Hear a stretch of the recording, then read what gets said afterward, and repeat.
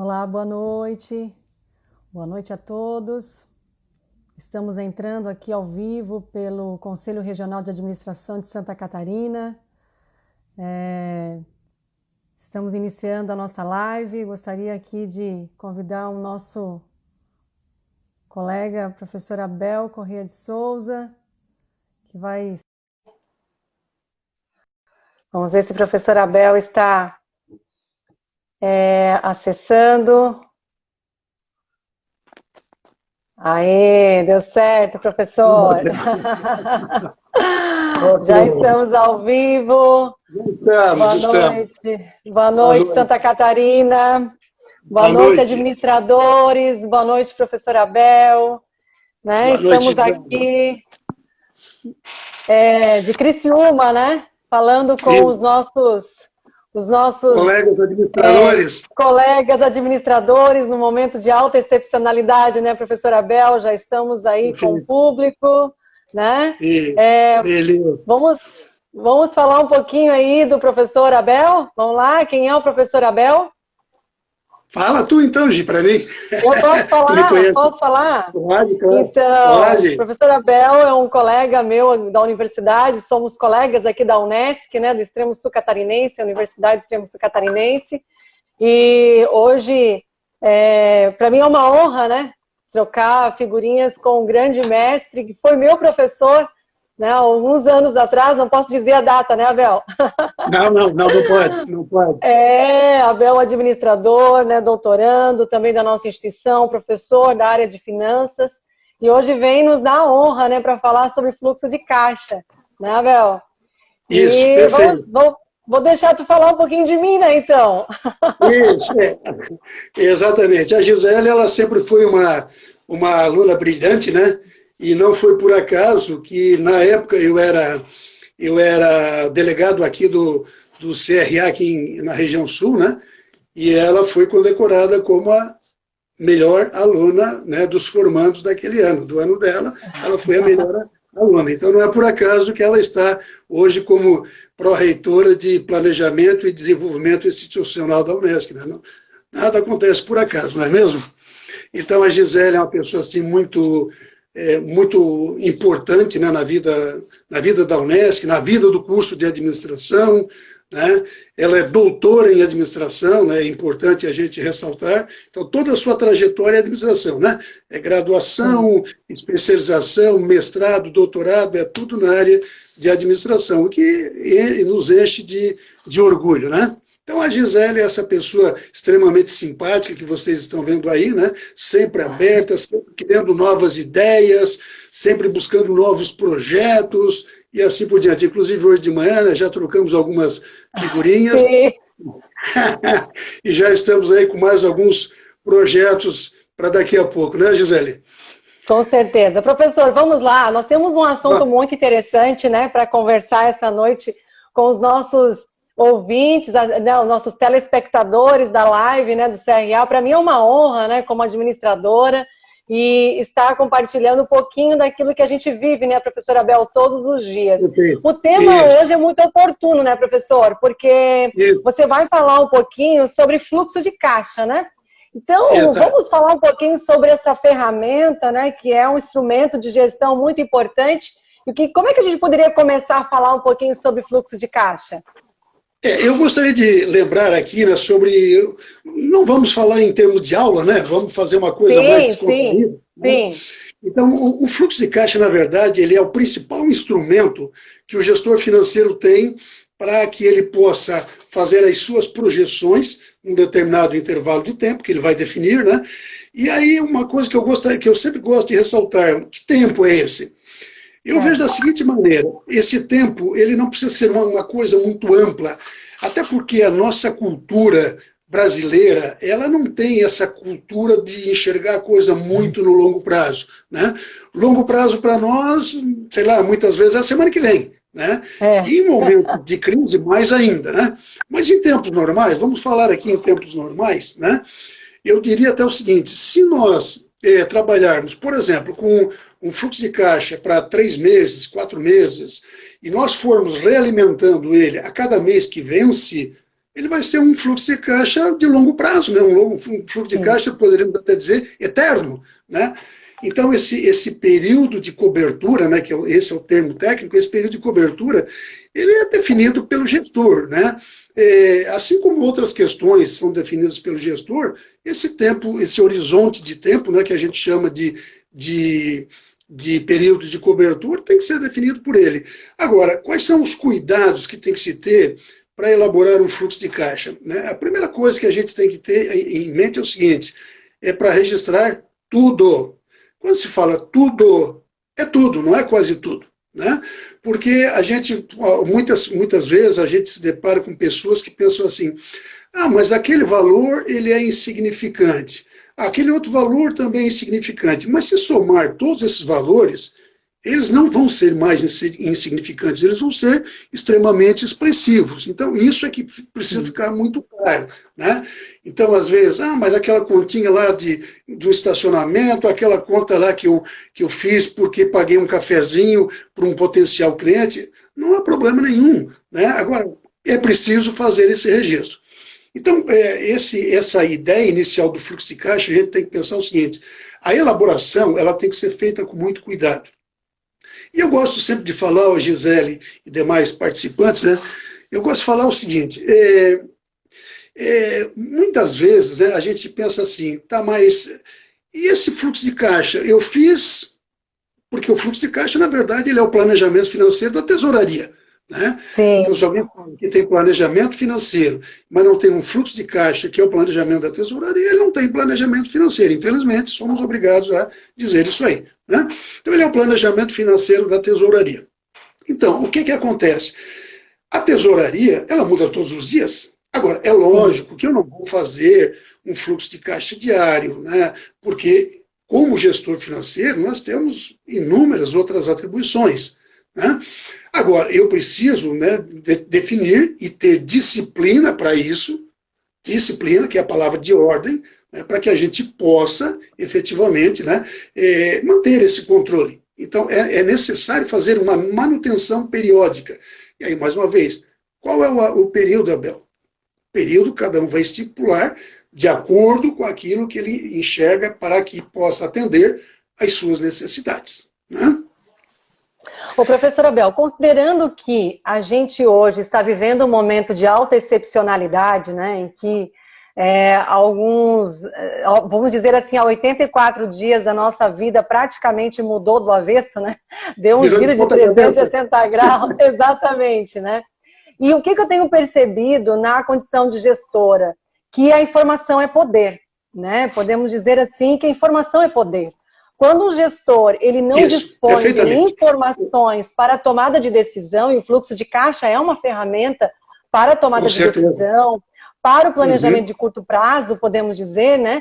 Quando ele não tem essa ferramenta, podemos dizer que a tomada de decisão ela fica fragilizada, né, professor? Muito fragilizada. Assim, como é que você pode nos ajudar a entender a todos os administradores que têm os seus negócios, né? Seja ele negócios pequenos, negócios médios ou grandes negócios, o quanto o fluxo de caixa ele é importante para a tomada de decisão nesse período, né, de contingenciamento de tudo, porque a gente sabe que a alta excepcionalidade requer, né, tomada de decisão rápida, né, movimentos rápidos, mudanças, muitas vezes que você levaria meses, você tem que fazer mudanças de curto prazo para poder manter a organização em andamento, né? Como é que você avalia a importância da ferramenta do fluxo de caixa nesse momento de alta excepcionalidade? Gisele e demais participantes, eu vejo da seguinte maneira. O fluxo de caixa, né, como ele é uma ferramenta, né, ele é o planejamento financeiro da tesouraria, e como eu falei anteriormente, a tesouraria ela fecha diariamente. É lógico que, né, como eu disse, não precisa fechar o fluxo de caixa diariamente. Entretanto, né, nesses momentos que a gente está vivendo, né, os nossos celulares estão ligados 24 horas por dia, 7 dias por semana, e não tem jeito. Né, tem que ser assim. Né? É um momento de excepcionalidade e aquilo que a gente sempre, né, lá estudou na teoria geral da administração, né, todos os administradores sabem disso aí, não tem fórmula melhor para gerenciar a crise do que observar a teoria das contingências. Ou seja, nesse momento de contingenciamento de decisões, né, a informação ela passa a ser cada vez mais importante. E uma informação que ela tem que ser fidedigna. Nós temos que observar a fonte que está prestando essa informação para nós. E mais uma coisa que eu gostaria de ressaltar é o seguinte: quando nós falamos em montar um fluxo de caixa, né, por meio do Excel. O Excel ele tem uma interface muito boa, né? Eu gosto muito de trabalhar com o Excel, né? Então ele tem essa interface muito boa. O que a gente deve fazer? Deve entender que aqueles números que estão estampados ali, eles não podem ser tratados como uma fatalidade, né? Então aqueles mostram lá aquele vermelhão, né, mais forte aqui do que a blusa que eu estou neste momento, né? Então mostra aquele vermelhão todo, tá, mas então vai acontecer. Não, eu posso não, e eu devo reverter isso aí. Por isso, né, que o gestor financeiro ele tem que ter essa visão sistêmica, essa visão ampliada, essa visão do todo, olhar para a árvore e enxergar a floresta. Por quê? Porque todas as decisões que são tomadas em todas as áreas da empresa, né, e aí quando a gente fala em área, não estamos falando aqui em pessoas que vão ter áreas diferentes, não, depende do porte da empresa. Todas as decisões de suprimentos, de produção, de venda, de pessoal, enfim, né? Todas essas decisões vão causar algum tipo de impacto na área financeira. Então, exatamente por isso, né, que o gestor financeiro ele tem que estar sempre 100% sintonizado com a origem dessas informações, a fidedignidade dela e o tempo de uso dessa informação, porque a informação ela perece muito rapidamente. Né? Ela perece muito rapidamente. E não só nesse momento de crise. A informação ela perece muito rapidamente em qualquer momento. Né? Então, o que acontece? Se a gente não estiver sintonizado com isso aí, nós podemos correr o risco do desequilíbrio financeiro. Né? O que é o desequilíbrio financeiro? O desequilíbrio financeiro é quando nós temos que, sistematicamente, buscar recursos de terceiros. E aí, não é por acaso que o nome desses recursos são recursos onerosos, né, exatamente porque eles vão onerar a nossa empresa, né? E aí, uma coisa que é muito importante a gente deixar bem claro, né? Esses recursos que a gente toma, e que, né, já dizia o grande Mário Henrique Simons, né, ele parodiava já, né? Um outro economista famoso, né? Não existe almoço grátis. Ou seja, esse dinheiro que alguém vai tomar, né, de uma instituição financeira, seja um banco, seja uma cooperativa de crédito, né, ele vai pagar, ele vai ter um custo financeiro e mais ainda, além do custo financeiro, um custo tributário, porque todas essas operações que nós tomamos têm influência, né, a incidência do imposto sobre operações financeiras.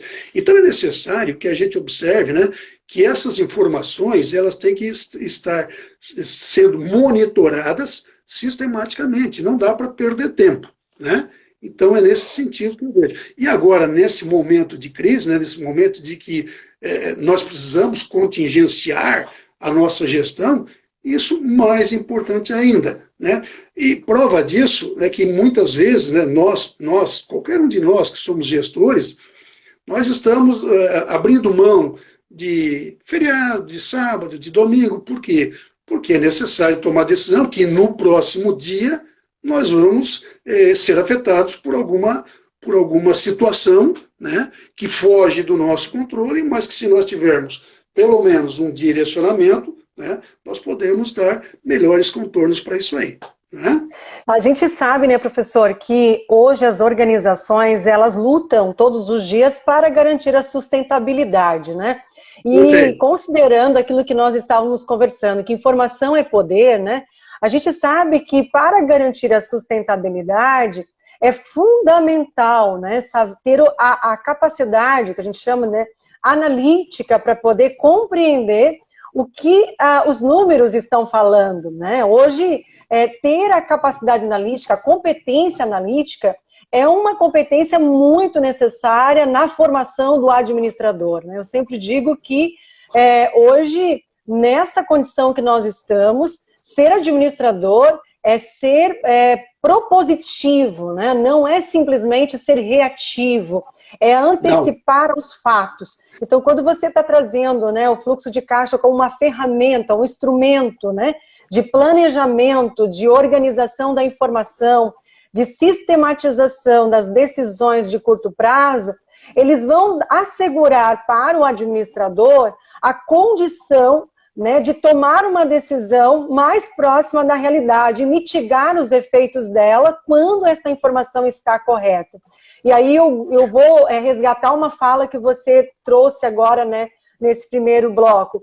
É a importância do controle, né?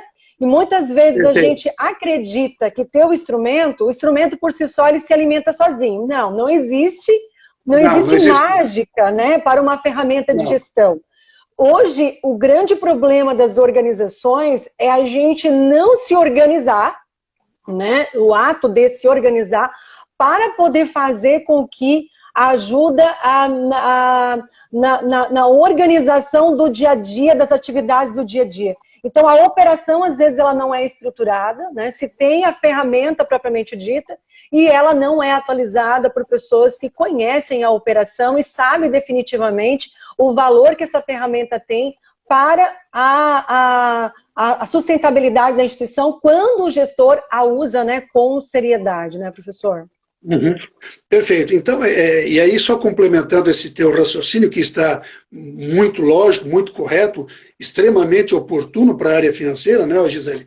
O que acontece é o seguinte, que a gente tem que observar, né, que a informação, né, o conjunto de informações que se tem na área financeira, que nós vamos buscar nas diversas áreas e que vamos ter que sistematizar isso aí de tal forma que isso sirva para o nosso processo decisório, né, isso não pode ser uma coisa estanque, não pode ser uma coisa separada, né? A empresa, ela jamais pode ser um conjunto, não pode ser um arquipélago, né? Ela tem que ser conectada. Ela precisa ser conectada. Então, o que acontece? Muitas vezes, a gente observa assim, né, algumas coisas, algumas expressões, né, do tipo, isso é para academia, né, isso não se aplica para minha empresa, né, pois é, mas aí, se eu não fizer um planejamento, é lógico que esse momento de crise atingiu todos, né, da grande, pequena, média, o microempreendedor individual e até os cidadãos. Isso aí ninguém pode negar, porque, né, é uma coisa não só nacional, é mundial isso aí, né? Mas quem tem um planejamento, ele vai passar dificuldade? Vai. Nesse momento vai passar dificuldade, sem a menor dúvida. Mas com certeza ele poderá, né, ter um pouco mais de fôlego e um pouco mais de tempo, né? E aí a importância do que tu falaste, não adianta ser reativo, porque quando eu sou reativo, eu perdi aquele intervalo de tempo, eu estou reagindo a uma situação. Agora, quando eu sou proativo, eu estou largando na frente. Então, o que acontece?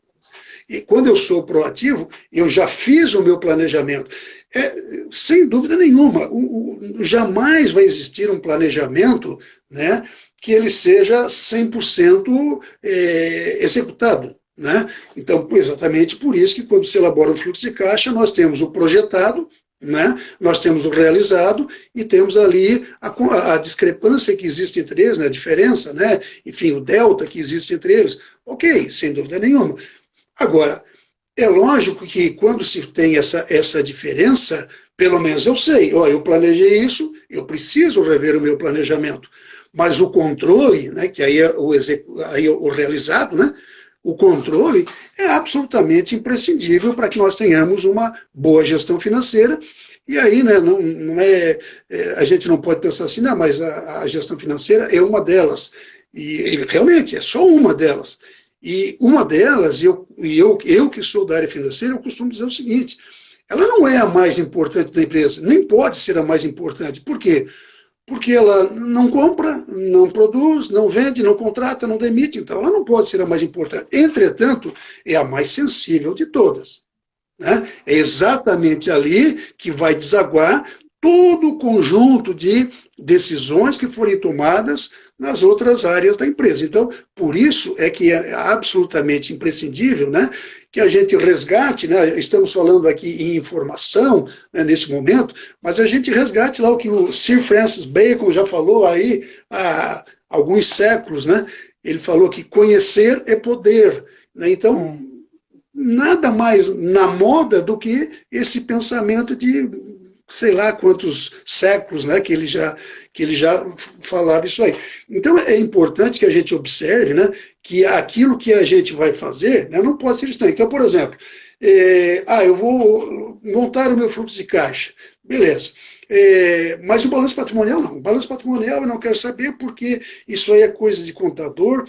Realmente, do ponto de vista legal, do ponto de vista fiscal, né, isso é atribuição do contador. Agora, eu, como gestor financeiro, eu preciso saber a situação financeira e patrimonial da minha empresa, e inclusive a situação econômica, né, que está espelhada lá na minha demonstração de resultado. Então, se eu não observar essas questões e fizer um link lá com o meu fluxo de caixa, eu vou estar tomando decisões que normalmente são decisões parciais. Então, suponhamos aqui, eu tenho lá os índices, né, os índices de liquidez, os índices de endividamento, índice de resultado, ok. Mas isso aí, eu tenho que observar o seguinte, de que forma que a minha gestão financeira vai fazer com que esses números, esses indicadores, desses índices, de que forma que isso aí vai contribuir para que a minha empresa ela obtenha os melhores resultados. Porque toda empresa ela depende de resultado. Toda organização depende de resultado. Toda instituição depende de resultado. Agora, estamos falando em planejamento. Na essência, o que é o planejamento? É a definição de objetivos. Se nós não tivermos capacidade, condições de transformar esses objetivos em resultados, né, alguma coisa não está dando certo. E, com certeza, essa coisa que não está dando certo não foi a nossa formação de administrador, porque a nossa formação de administrador, ela nos incita a exatamente isso aí. O planejamento, né, as 4 funções básicas lá, né, da administração, o planejamento, e aí com mais vigor na administração financeira, o planejamento e o controle são absolutamente imprescindíveis. Quer dizer, jamais eu terei como exercer o controle se eu não ficar monitorando o tempo todo. Então, isso é absolutamente imprescindível. E para isso, né, nós temos que fazer essa junção dos números, verificar a influência que um tem no outro. Só para fechar esse meu raciocínio aqui, eu diria o seguinte, né, que às vezes a gente observa lá um dos indicadores que tem sido muito fortemente utilizados, né, o EBITDA, né, aí alguém traduziu aí para o português, botou Lagida, mas eu achei que não ficou muito legal isso aí não, né? Mas o EBITDA, o que é, digamos, de uma forma bem simplesinha, o que é o EBITDA? O EBITDA é a capacidade operacional que a nossa empresa tem de gerar caixa, né? Então, exatamente por isso que eu gosto muito dos autores de finanças americanos, eu me baseio, né, aqui ao meu lado, eu estou cheio de autores americanos, claro, sem demérito nenhum aos brasileiros, não é isso, né? Mas que eles trabalham, né, basicamente, todos eles trabalham com valor presente líquido, ou seja, caixa. Caixa. Eles querem saber o seguinte, qual é a nossa capacidade de gerar caixa? Então, no fundo, né, o que nós precisamos entender é o seguinte, quem investe numa empresa, ele investe X porque ao final de um determinado período, ele quer que tenha X mais alguma coisa. Então, esse é o propósito de qualquer organização, qualquer empresa que pretenda sobreviver, e principalmente num mercado que é cada vez mais competitivo, né? Nós não estamos brigando mais por espaço, nós estamos brigando por nicho, estamos brigando por centímetros de mercado. Então, se a empresa não tiver esses cuidados, né, para que ela tenha um fluxo de caixa saudável, para que ela possa aproveitar as oportunidades, né, por meio desse fluxo de caixa, ela realmente vai ter seríssimos problemas, né? Professor Abel, eu estava aqui observando a sua fala e é importante a gente destacar que neste momento tem se requerido muito por parte dos administradores aquela máxima que a gente discute, a importância da análise crítica da gestão, né? O que ocorre? É muito comum a gente, até teve um colega ali que que falou que resultado não é saldo no fluxo de caixa. Exatamente, não tem, uma coisa não tem nada a ver com a outra, Não. né? E muitas vezes... Um é econômico, outro é financeiro, né? Exatamente, e as pessoas, elas se confundem muito, né? E muitas vezes a falta de uma análise crítica para poder entender a operação, como eu posso transformar os meus indicadores, né, em ações que reverberem no resultado da organização, essa é a grande dificuldade dos administradores contemporâneos. Não existe gestão com resultado de curto prazo. É preciso entender que o que você faz hoje terá efeitos no médio e longo prazo, porque os antídotos para resolver um problema, muitas vezes eles não estão acessíveis tão facilmente. É preciso que haja um investimento muito alto por parte do próprio gestor para buscar parcerias, para buscar novas fontes de recurso, para ter a capacidade de analisar qual o melhor investimento e qual a melhor decisão a ser tomada. E a avaliação da situação e da contingência, muitas vezes ela não está posta. É preciso que haja muita análise, discussão entre os pares, observação contínua a respeito dos objetivos da organização, para que se possa assegurar que aquela decisão, efetivamente, ela será uma decisão mais assertiva. E o que a gente percebe, né? Decisões focadas na intuição meramente. Não que a gente diga que a intuição, ela não faz parte da gestão. Muito pelo contrário, até porque as experiências acumuladas ao longo da vida, elas sustentam a operação de um gestor e retroalimenta o seu comportamento, as suas atitudes, o seu modus operandi. Porém, ela não é suficiente para garantir uma gestão eficaz, né? Então, eu gosto sempre de dizer que muitas vezes as pessoas elas confundem muito a função do administrador como uma função altamente relevante para o tempo atual, cuja tomada de decisão ela está sendo decisiva, ela está sendo, vamos dizer assim, crucial para a garantia da sustentabilidade das organizações. Eu tenho conversado com muitos microempreendedores, porque são os maiores impactados nesse momento de pandemia, e muitos se sentem sozinhos, com dificuldades de dialogar, de interagir, de buscar ajuda para poder entender se aquela decisão que ele está tomando é aquela que vai lhe garantir o mínimo de risco possível, até porque o risco faz parte de uma tomada de decisão, né, professora Bel? A nossa capacidade é mitigar esses riscos, é diminuir esses riscos. E o fluxo de caixa, por ser uma ferramenta de gestão, ela é uma ferramenta que ela, quando bem utilizada, associada com outros instrumentos de gestão, ela pode facilitar muito a tomada de decisão do curto prazo, né? Então, eu quando vejo ali, quanto que vai ser os meus desembolsos, né? Ora, os meus desembolsos hoje são reflexos das minhas decisões de ontem, né? Que, teoricamente, quando não foi muito bem estruturada, ela pode impactar significativamente no mês seguinte, né? Se eu não tiver feito uma projeção balizada, né, naquilo que eu tinha alicerçado os meus objetivos. Então, eu vejo assim que hoje a falta de conhecimento, né, associada à habilidade para a tomada de decisão e à coragem para corrigir a rota, hoje a gente percebe o quanto é importante a capacidade de se reinventar e muitas vezes se retroceder num processo que às vezes estava consagrado na história da instituição, né, da organização. Então é muito importante reconhecer que isso às vezes precisa ser renovado, ressignificado, reestruturado, né? Perfeito. E aí, quanto a essa questão de curto prazo e longo prazo, né, Gisele,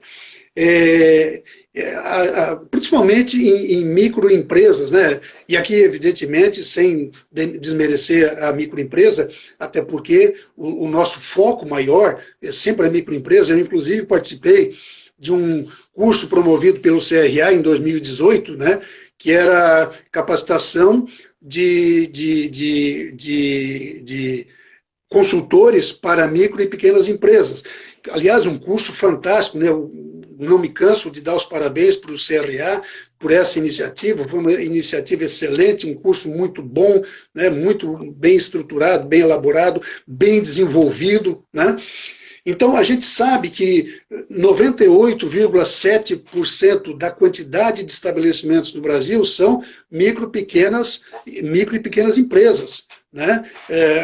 Então, quer dizer, é um contingente muito alto.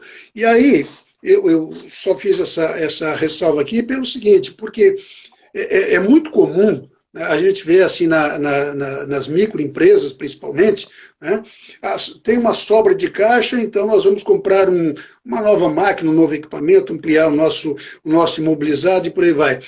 Isso aí é um erro crucial, porque nós estamos misturando o que é curto prazo com o que é longo prazo. Ou seja, nós estamos sangrando a nossa capacidade, né, de liquidar os nossos compromissos. Nós estamos matando a nossa liquidez, ou seja, estamos tirando dinheiro lá do nosso ativo. Por isso a importância de ver de forma integrada, estamos tirando dinheiro do nosso ativo circulante e botando no ativo não circulante, né? E, claro, isso é uma questão de tempo. Vai chegar lá na frente, esses compromissos que tu falaste ali anteriormente, eles vão aparecer. E eles vão aparecer, eu vou ter que pagar. Se eu não tiver dinheiro, aí eu entro naquela roda viva que eu falei lá no início, né? Eu vou ter que buscar recursos onerosos e como os produtos, né, a gente tem visto aí, produtos estão cada vez mais similares, né? Quanto mais o tempo passa, menos diferença existe em produtos da mesma categoria, né? Então, o que acontece? É necessário que a gente tenha, né, uma planilha de custos enxutinha, né, de tal forma que nós não precisemos sacrificar a nossa margem, né, a nossa margem, que é a verdadeira margem, né, aquilo que sobra efetivamente, né? Não podemos pensar aqui na margem bruta, que é aquilo que a gente engorda lá no preço de venda, né? Não pode ser por aí. Então, é muito comum a gente ver esse tipo de coisa, e aí o que acontece, né? Nós temos aí os diversos bancos de desenvolvimento atuando, né? As cooperativas de crédito também estão atuando nesse segmento de fomento, né, para investimentos no imobilizado. Então, o que acontece? Vai buscar dinheiro de longo prazo, né, do sistema BNDES, e aí a gente muitas vezes ouve, mas buscar dinheiro no sistema BNDES é impossível. Não, ele é trabalhoso, mas não é impossível. É trabalhoso? Claro que é trabalhoso, mas é aquilo que nós, professores de administração, sempre dizemos para os nossos alunos. Se administrador é trabalhoso, claro que é, graças a Deus é trabalhoso, né, porque isso nos dá o diferencial, né, que só nós, como administradores, temos. Né? Então, nós que trabalhamos aí em cursos de pós-graduação, a gente leciona em cursos de pós-graduação, a gente percebe com clareza, sem desmerecer nenhuma outra profissão, não é isso o nosso propósito, mas pela formação acadêmica do administrador, ele já naturalmente desenvolve essa visão sistêmica. Então, é preciso que a gente tome bastante cuidado para, quando nós, né, estivermos dentro de uma microempresa, né, principalmente micro e pequenas empresas, né, procurarmos até dissuadir o proprietário desse ímpeto, né, eu vou comprar uma nova máquina porque está sobrando caixa nesse mês, só que caixa é de curto e curtíssimo prazo, e o imobilizado que ele vai aplicar esse dinheiro é de longo prazo. Então, quer dizer, ele mesmo, né, está contribuindo para tirar a liquidez da sua empresa. Então, isso é algo que também tem sido assim, muito impactante, né, e um impacto extremamente negativo no fluxo de caixa de muitas empresas. Quer essa empresa tenha um fluxo de caixa estruturado, quer ela não tenha. O ideal é que tivesse, mas a gente sabe que muitas empresas não têm esse fluxo de caixa estruturado, né? E a gente percebe também, né, que muitas vezes as organizações, elas quando estruturam um negócio, o que ocorre, né? Não dá para imaginar um negócio sem despesa, né? Não. Todo negócio ele tem despesa, ele já nasce tendo despesas, né? Mas é necessário... No mínimo para regime do contrato, né? Exatamente. E aí, esses dias eu estava dando uma palestra e eu falei, olha, ser empreendedor é maravilhoso, porém, é preciso entender que todo negócio já nasce com despesa, né? E só que não dá para pensar que é necessário se preocupar com as receitas, né? Da onde que vai ser a minha fonte de receita, né? E modelar um negócio é fundamental para a gente compreender como esse negócio ele vai funcionar de forma sistêmica, né? Para que no momento da sua execução não se tenha, como é que eu vou dizer assim, surpresas. Né? Eu já dei consultoria em algumas organizações e a gente percebe que decisões equivocadas, né, por exemplo, de compras, né, se faz uma aquisição de um bem ou de uma mercadoria e não se faz o planejamento desse pagamento, professor Abel. E aí o que acontece? Eu negocio, né, 30, 60, mas os meus recebíveis são 60, 90 e 120. E aí, como é que eu vou, né, cumprir com as minhas obrigações? Por isso que eu sempre destaco, né, que as decisões de curto prazo, elas são fundamentais. Então, como é que eu vou tomar uma decisão numa compra, né, que faz parte da operação de uma organização, sem considerar, né, como está a minha programação de receita? Porque as minhas despesas, elas terão que ser, no mínimo, equilibradas. E o que acontece, professora Abel, o descompasso entre, né, a despesa e a receita. E muitas vezes eu não consigo, né, com as minhas receitas, honrar com os compromissos de curto prazo por conta da falta de visão ampliada, da falta de uma decisão qualificada, de saber que muitas vezes estoque não é bem-vindo no momento atual. As estratégias, né, de logística hoje as soluções de logística hoje estão sendo muito importantes para poder atenuar os efeitos de um estoque que, às vezes, mal planejado pode causar sérios problemas nas organizações. Então, assim, é fundamental para as organizações que estão iniciando, né? Eu sempre digo, cuidado com a decisão de despesas que muitas vezes não são alinhadas às suas receitas, né? As suas entradas e as suas saídas. Conceito muito simples, mas que as pessoas, elas se equivocam, né? E aí comprometem a sustentabilidade no médio prazo. Então, aí já dando complementando aí o teu raciocínio, Gisele, eu sempre costumo dizer principalmente os micro e pequenos empresários, né? Eu até faço algumas brincadeiras, digo assim, qual é o maior tirador de sono de vocês? É porque falta dinheiro para pagar o fornecedor. Exatamente. Falta dinheiro para pagar o fornecedor porque não existe, né, uma semelhança entre os prazos médios de pagamento e prazos médios de recebimento. Eu até há algum tempo aí, não faz muito tempo, eu fiz um trabalho de planejamento financeiro numa empresa, e aí o dono ficou assim, meio assustado, porque ele disse, pois Abel, mas eu vendo bem. Aí eu perguntei, o que significa vender bem? Não, eu vendo todo o meu estoque. Beleza. Aí, pois eu tenho que descontar 100% dos meus títulos, porque eu tenho que honrar os compromissos. E aí eu fiz o seguinte, eu disse, tu tens um sistema aqui na tua empresa, né? E tu tens o teu contas a pagar e o teu contas a receber. Pergunta lá para a pessoa que trabalha na informática se tem como exportar isso aí para o Excel. Aí perguntou e tal, ele disse, não, ele disse que tem como exportar. Eu disse, então vamos fazer o seguinte, tu exporta isso aí para o Excel e nós vamos fazer o seguinte, nós vamos calcular o teu prazo médio de pagamento e prazo médio de recebimento. Aí eu fiz o cálculo ali, pela média ponderada, né, do prazo médio de recebimento e prazo médio de pagamento. Então, eu não lembro exatamente o número, né, porque, né, mas dava mais ou menos assim, o prazo médio de pagamento era 30 dias e o prazo médio de recebimento 105 dias. Eu disse, mas não tem caixa que vai aguentar isso aí, meu cara. Não tem caixa que vai aguentar isso aí. Né? E aí o que acontece? Isso aí acaba se incorporando na cultura de compras e na cultura de vendas. Sim. Né? E não só na nossa parte, mas da parte dos nossos fornecedores e da parte dos nossos clientes. Ou seja, eu não vou reverter uma situação dessa, que o cliente estava acostumado a comprar com 30, 60, 90, 120, 150, e eu digo, não, olha, eu tenho que diminuir isso aí, porque os meus prazos médios são de 30, 60, 90. Eu não vou fazer isso, eu não vou ter condições de fazer isso aí. Né? E aí, né, o que acontece? Muitas vezes é aquele ímpeto de vender, né? É aquele comodismo de comprar, não, mas eu já compro dele há tanto tempo. Mas espera aí, gente, vamos rever qual é o nosso conceito de parceria. Parceria tem que ser uma coisa boa para as partes, não pode ser boa para uma parte e ruim para outra, porque senão não é parceria, é logro, alguém está logrando alguém. Né?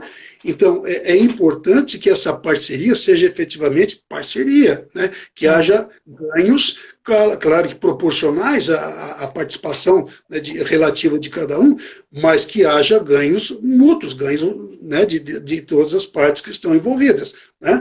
Então, por isso que é importante fazer sempre esse acompanhamento, né? Verificar qual é a nossa política de vendas e qual é a nossa política de compras, porque se nós não fizermos uma observação e tratarmos de procurar equilibrar isso aí, com certeza é fatal que nós teremos que buscar recursos sistematicamente. E aí, Gisele, se nós tratarmos da indústria, nós temos mais um fator que nós temos que considerar, que é o ciclo operacional. Sim. Né? Nós temos que entender que o ciclo operacional ele vai interferir no nosso momento de recebimento, ou seja, então eu além da composição de estoque, eu tenho que entender, né, que nós temos um ciclo operacional para desovar. Então, mais uma vez, eu gostaria de aqui ressaltar, né, a importância de que o gestor financeiro ele esteja sempre sintonizado com o seu balanço patrimonial, né?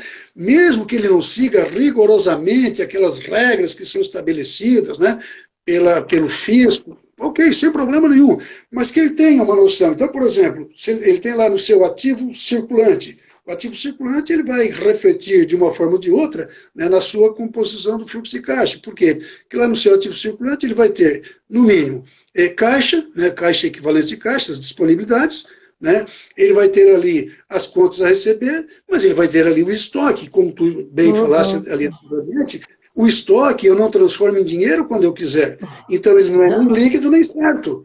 Ele não é nem líquido nem certo. Eu tenho que entender que tudo isso vai comprometer o meu prazo médio de recebimento. Então, se nós pegarmos as políticas de compra e política de venda, fazendo comparação com a outra, nós já vamos ver que tem diferença, e aí se nós considerarmos mais o ciclo operacional, então isso dá uma diferença muito grande. Ah, mas eu tenho um bom pulmão de capital de giro. Tudo bem, eu tenho um bom pulmão de capital de giro agora, mas quanto tempo esse pulmão de capital de giro vai suportar, né? Ou seja, isso vai afunilando, vai corroendo, até que chega um determinado momento, estrangulou. E aí, no momento que estrangulou, nós precisamos lembrar que não existe caixa negativo. Ou seja, eu vou ter que recorrer a recursos de terceiros. E recurso terceiro custa alguma coisa. Professor Abel, nós já estamos a 5 minutos para terminar nossa live. O tempo passou muito rápido, né? Muito rápido. É uma honra estar com você aqui nessa live conversando, né, com administradores. Dizer ao Conselho de Administração de Santa Catarina que sou apaixonada pela minha profissão, não me arrependi em nenhum momento de fazer essa escolha e dizer que a profissão ressignificou a minha vida. E sempre digo e defendo, né? Quem fez essa escolha sabe o que eu estou dizendo, a importância de ser administrador para a vida. É uma profissão altamente transversal, que ela envolve sistematicamente a vida das pessoas e da sociedade como um todo. E asseguro, né, a importância de se levar a sério a função de gestor, ser proativo, né? Eu sempre digo, trabalhar o contingenciamento de crise, é um outro assunto maravilhoso que a gente tem aí mais 2, 3 horas para discutir. São temas altamente relevantes. Seja resiliente, seja persistente e controle a sua empresa, né? Controle no sentido de acompanhe a informação, trate a informação como poder, porque a organização que tiver informação nesse tempo e com a consciência do uso dela, da importância de saber usar ela e tendo capacidade analítica para saber qual é o próximo passo, ela se diferenciará daqui para frente. Então, esse é o recado que eu dou para todos os que estão conosco, né, nessa live. Eu quero agradecer a todas as pessoas que participaram. Muitas pessoas aqui deixaram seus recadinhos, professora Bel, aqui, ó, né? Não vou citar porque foram várias pessoas aqui que deixaram seus recados, nossos ex-alunos, né? Uma satisfação ter todos vocês aqui. E todas as pessoas que ficaram conosco, assim, a nossa gratidão, o nosso carinho. Estamos à disposição do CRA para outras lives, né? O curso de administração da Unesc tem aí uma história, né, no CRA, e é uma honra, né, estar com vocês nesta noite, né, início de noite. Exatamente. Eu me sinto extremamente honrado de ser administrador. Há algum tempo aí alguém me perguntou assim: e se tu não tivesse feito administração, o que tu ia fazer? Eu disse, não sei. Eu não sei nem o que eu ia fazer, né? Porque eu amo ser administrador, né? Realmente é uma profissão apaixonante, é uma profissão instigante, extremamente desafiadora, né? Mas é exatamente isso que nos move, né? Nós somos a todo momento instigados, né, para que nós estejamos sempre sintonizados com essas situações, com as modificações que o mercado impõe, aquilo que anoitece muitas vezes não amanhece, e exatamente isso é que faz com que nós, administradores, né, sejamos cada vez mais uma profissão reconhecida, né? Então, o reconhecimento da nossa profissão, e aí, para esse reconhecimento ser mais fortalecido ainda, né, eu sempre falo para os meus alunos e para aqueles que foram alunos, né, inscrevam-se no Conselho Regional, né? Exatamente a nossa filiação ao Conselho Regional é que vai fazer com que nós sejamos cada vez mais fortes. Uma classe não pode ser forte se não tiver união. Então, exatamente por isso, né, precisamos cada vez mais, né, fortalecer o Conselho Regional de Administração, que faz um trabalho muito importante, né, faz um trabalho fundamental na defesa dos interesses da nossa profissão. Muitas conquistas foram obtidas graças à atuação forte do Conselho Regional de Administração e do Conselho Federal de Administração. Eu quero aqui também agradecer o convite, né, feito pelo CRA, em especial aqui, eu vou citar 2 pessoas em especial aqui, né, o Eugênio de Souza Martinez, né, que foi a pessoa que me convidou imediatamente, e também a Valquíria, né, que tão prontamente entrou em contato comigo para que a gente fizesse isso aí. E quero fazer um agradecimento especial também para ti, Gisele, né, por ter aceito o meu convite de participar aqui comigo. Tá bom? Muito obrigada, gente. Muito obrigada, professor. Gratidão. E estamos aí à disposição. Obrigada a todos que estão online com a gente. Um abraço, né? E tudo de bom, gente. Tchau. Um abraço para todos. Tchau, gente. Tchau. Um abraço.